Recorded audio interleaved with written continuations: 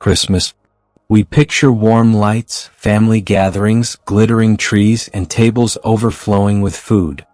For centuries, people have wrapped gifts, lit candles, and used this season to push back the cold and darkness of winter.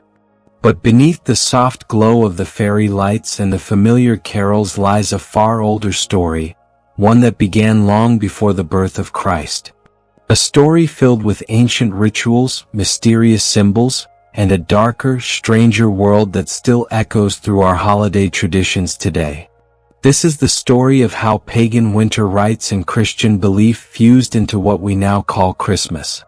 1. Before Christmas, the world of pagan winter. Long before Christmas was a Christian feast, the coldest nights of December were already sacred. Across Europe and beyond, people watched the sky anxiously as the days grew shorter. The winter solstice, the longest night of the year, was a moment of both fear and hope. Darkness reached its peak, and then slowly the light began to return. For ancient peoples, this was not a poetic idea. It was survival. Winter meant failed crops, weak animals, and illness. Light meant warmth, food, and life. The sun's return was a matter of life and death. So they created festivals to honor this turning point. They lit fires, held feasts, and offered prayers and sacrifices to the gods and spirits they believed controlled the seasons. These were not Christmas parties. They were desperate, powerful rituals designed to protect communities and pull them through the harshest time of year. 2. A new faith in an old world. In its earliest centuries, Christianity was not a ruling faith. It was a small, fragile movement growing in the shadow of the Roman Empire. Christians met in secret, in private homes, in catacombs, in hidden rooms. They whispered prayers to a Savior whose teachings promised salvation and eternal life. But in the eyes of Rome, they were troublemakers. Rome's world was full of gods: Jupiter, Mars, Venus, Apollo, and countless local deities. Religion was tightly woven into Roman culture, politics, and daily life. A new faith that refused to worship Rome's gods was seen as dangerous, even treasonous. Everything changed in the 4th century. The Emperor Constantine, after claiming a vision before battle, embraced Christianity and granted it imperial favor. Suddenly, the underground faith of a persecuted minority began to climb toward power. By 380 CE, under Emperor Theodosius, Christianity became the official religion of the Roman Empire. Other religions were banned. Pagan temples were closed. Rituals that had lasted for centuries were condemned. But power brought a new problem. How do you convert an entire empire whose life is built around pagan festivals, seasonal rituals, and ancestral customs? Tearing everything down at once would create resistance and possibly failure. So the church chose a different strategy. Not to erase pagan customs, but to absorb and reinterpret them. 3. How pagan festivals became Christian feasts. Over time, the church began to fold existing pagan celebrations into the Christian calendar. Festivals tied to the cycles of nature became saints' days. Rituals for the sun's rebirth became symbolic of Christ's coming. Seasonal gatherings were given new names and meanings. The winter solstice, once a celebration of the sun's return, became associated with the birth of Christ, the true light entering a darkened world. But here is a key detail. The earliest Christians did not celebrate Jesus' birthday. The New Testament gives no date. For centuries, there was no fixed Christmas on the calendar. As the faith spread, church leaders realized something important. If they set a specific date for Christ's birth, they could offer a Christian alternative to beloved pagan winter festivals like Saturnalia and Yule. So they chose December 25th, close to the solstice, close to existing festivals, close enough that people could continue their winter feasts and fires, but now under the banner of a new story, the birth of Christ. This decision was clever, subtle, and powerful. Pagans did not have to give up their gatherings, their food, or their fires. They were simply taught to see them differently. The same bonfire now symbolized Christ's light. The same feast now honored his birth. The same date now carried a new meaning. It was not a clean break from the past. It was a fusion. For Saturnalia, Yule, and the deep power of winter. To understand how deep this fusion goes, we have to look at what came before. In Rome, the winter season was dominated by Saturnalia, a week-long festival in honor of Saturn, god of agriculture and time. Social rules were relaxed. Masters served their servants. Gambling and revelry were allowed. People exchanged small gifts and gathered around lavish meals. It was a joyful, chaotic inversion of everyday life, a celebration of survival and abundance in the face of winter's threat. Further north, among Germanic and Norse peoples, winter was harsher and reality more brutal. They celebrated Yule, a solstice festival filled with bonfires to call back the sun, feasts to sustain morale and unity, rites to honor gods, spirits, and ancestors believed to roam the winter nights. Spirits and deities were thought to move close to the world of humans during this time.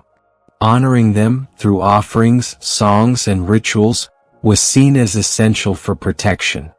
For the early church, these deeply rooted practices were both a challenge and an opportunity. They were too central to people's lives to simply eliminate. So instead, the church reframed them. The solstice became Christmas. The sun's rebirth became Christ's birth. Old meanings faded but never completely vanished. 5. The evergreen tree, from pagan life symbol to Christmas icon. Among the most recognizable Christmas symbols, the evergreen tree stands at the center.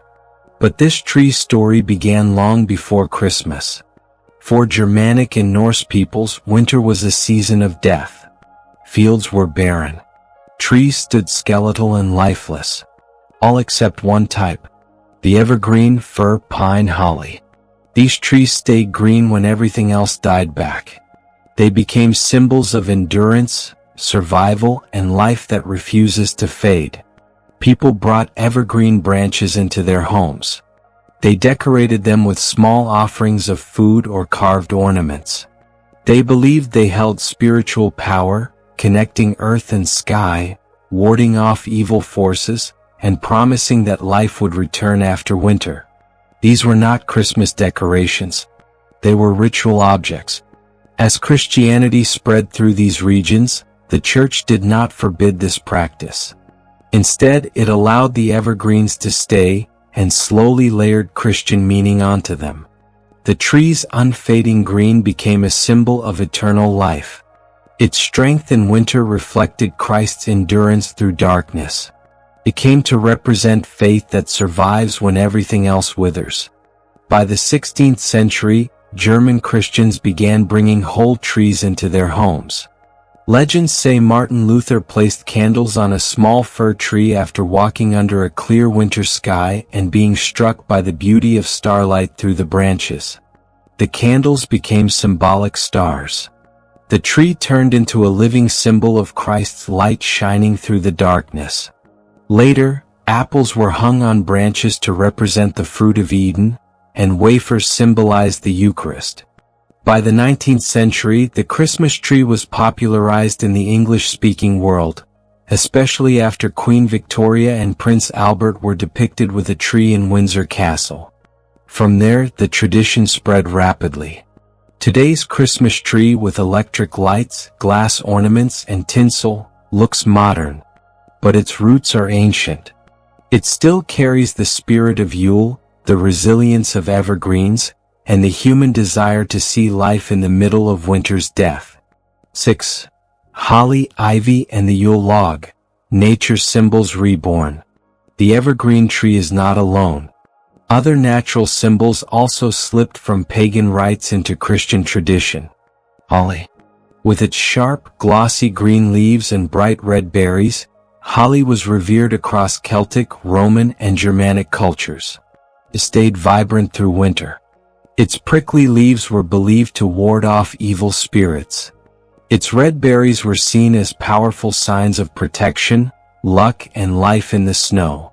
In Celtic myth, the Holly King ruled the dark half of the year, locked in an eternal struggle with the Oak King of summer.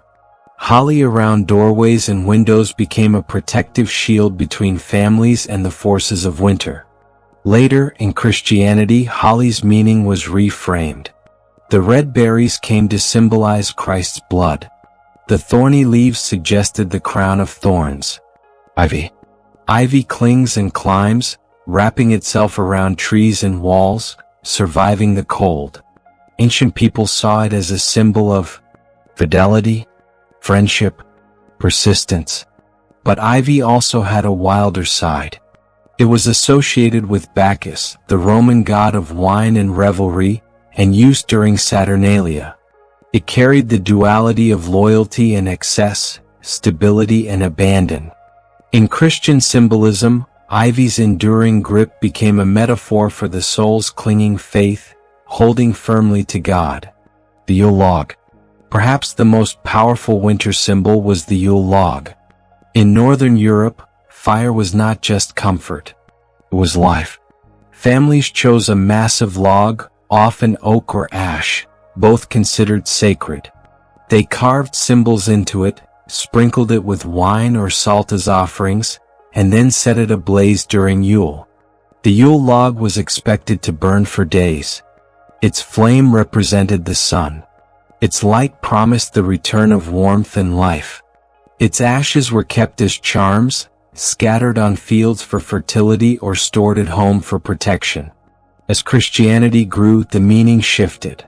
The Yule log became a symbol of Christ as the light of the world.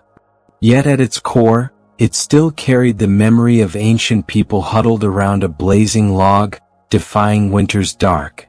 7. Fire and light. From solstice flames to Christmas lights. Fire and light are at the heart of winter rituals, both pagan and Christian.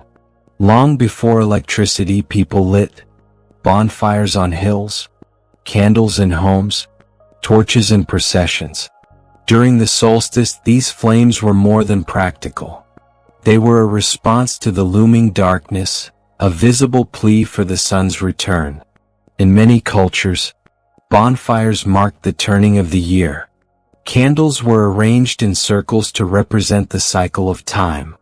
Lights in windows were meant to guide spirits or welcome travelers. When Christianity adopted the symbolism of light, the transition was natural. Christ was described as the light of the world. Candles in churches became symbols of divine presence and hope.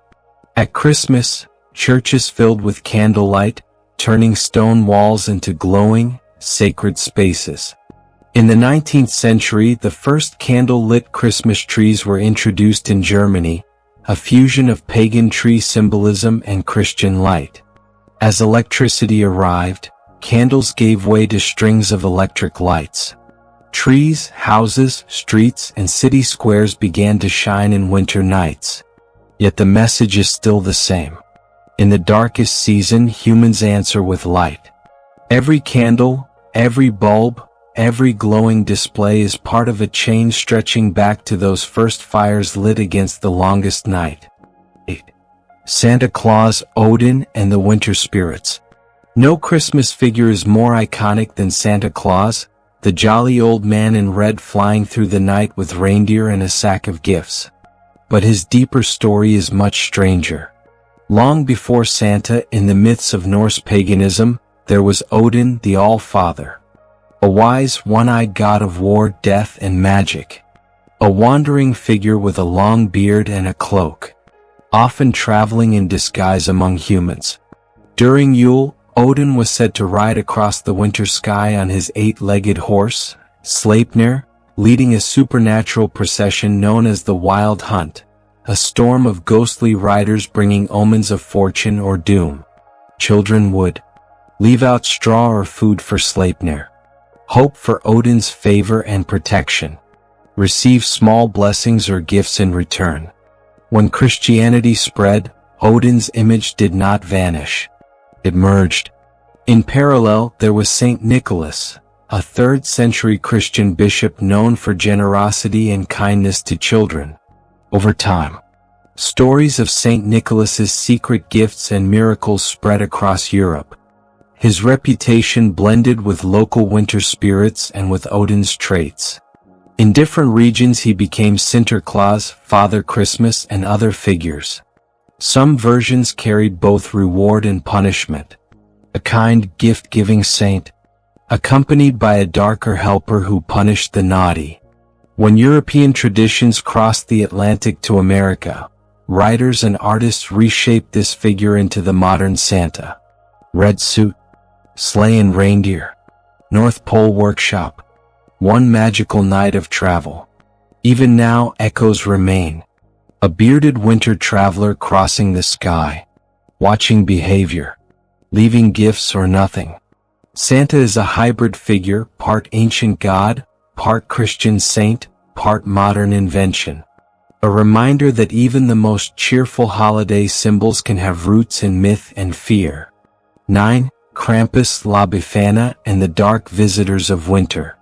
Santa is not the only visitor in December folklore. Across Europe, winter once belonged to a host of spirits and mysterious beings, some kind, some terrifying. Krampus. In alpine regions, Krampus is a horned, half-goat, half-demon creature, a shadow to Saint Nicholas's light. Nicholas rewards good children. Krampus punishes the bad. He carries chains that clank in the night, and a bundle of birch sticks to swat misbehaving children. In some stories he stuffs them into a sack and carries them away. Krampus likely draws from older beliefs in mountain spirits and dark winter demons.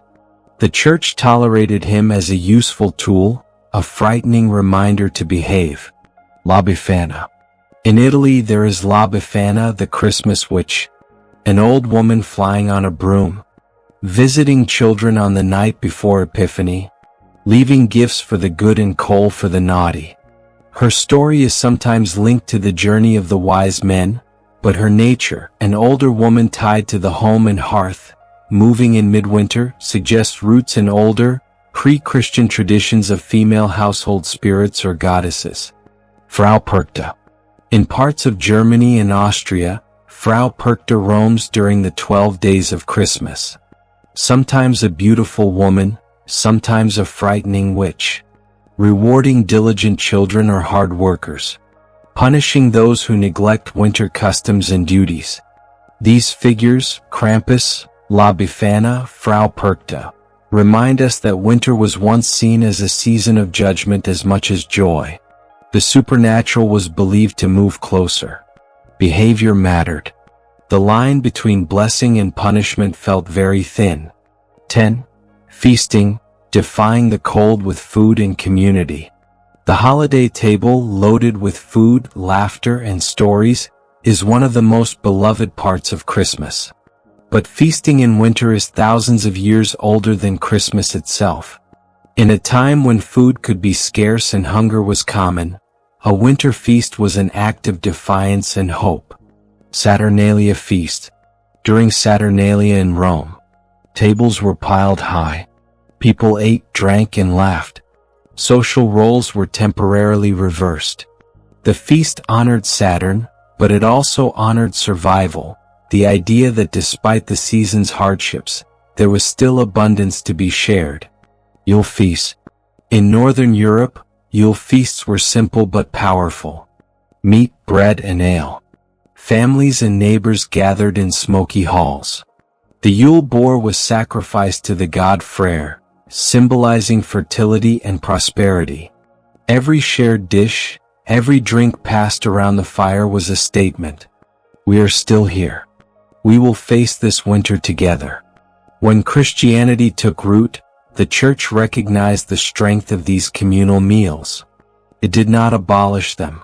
It redirected them. Feasts became celebrations of Christ's birth, but the old spirit remained. Warmth against the cold, togetherness against isolation. Victorian England later shaped much of the modern Christmas meal. Roast meats and puddings. Family gatherings. the image of a crowded table as the emotional center of the holiday. Charles Dickens's A Christmas Carol captured this perfectly in the Cratchit family's modest but joyful dinner. Today's Christmas dinners are the descendants of Saturnalia banquets and Yule feasts, a living tradition of resilience and shared hope. 11. Gifts, blessings, and the echo of old offerings. We now think of gift-giving as one of the central features of Christmas. But the idea of giving in winter began as offerings, not presents. In the ancient world, gifts were made to gods, spirits, and ancestors. They were pleas for protection, luck, and future abundance.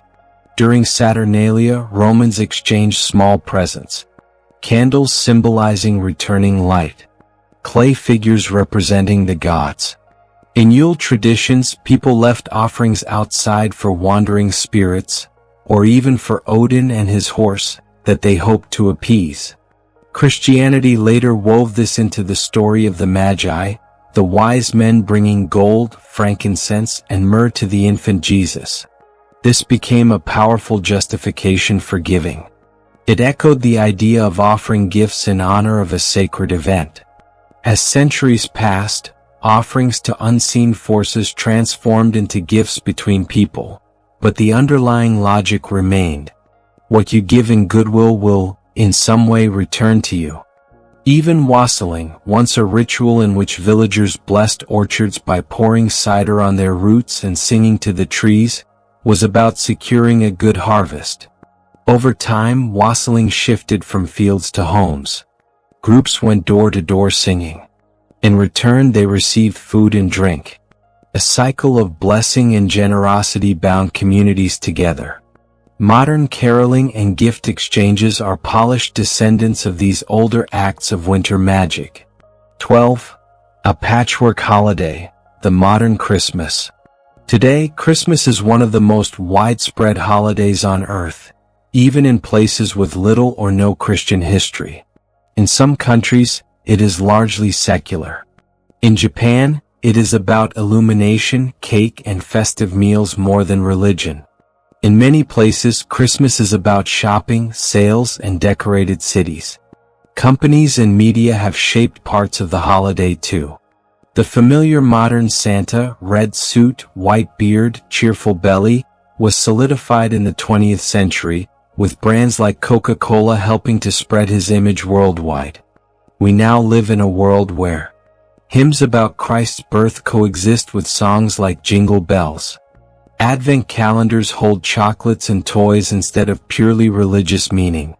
People decorate trees, exchange gifts, and enjoy festive food, sometimes with little reference to Bethlehem or the Nativity. Yet the pattern is strikingly familiar. Just as the early church once absorbed pagan traditions and reinterpreted them, modern culture has absorbed Christian traditions and reinterpreted them again. And still, at the heart of it all, the core human needs remain unchanged. Light in darkness. Community during hardship. Hope at the coldest time of year. 13. The true nature of a very pagan Christmas. Christmas is not a simple story. It is a Christian celebration of Christ's birth. A continuation of ancient solstice rites. A cultural festival reshaped again and again by empires, churches, storytellers, and marketers. Evergreen trees and wreaths, candles and lights, Santa and Krampus, feasts and gifts, each carries a thread of the past, woven into the present. When we gather around a tree, light a candle, share a meal, or sing a carol, we are unknowingly echoing. Fires lit against the longest night. Offerings made to unknown gods. Stories told to calm fear and inspire courage. Christmas in the end is a mosaic. Pagan and Christian, ancient and modern, sacred and secular. A holiday where light and dark coexist. A season where joy is never completely separated from the memory of struggle. Each gift, each flame, each song is not just a tradition. It is a whisper from an older world, reminding us that even our brightest celebrations are born from humanity's oldest challenge. How to find meaning, warmth, and connection in the depths of winter's dark.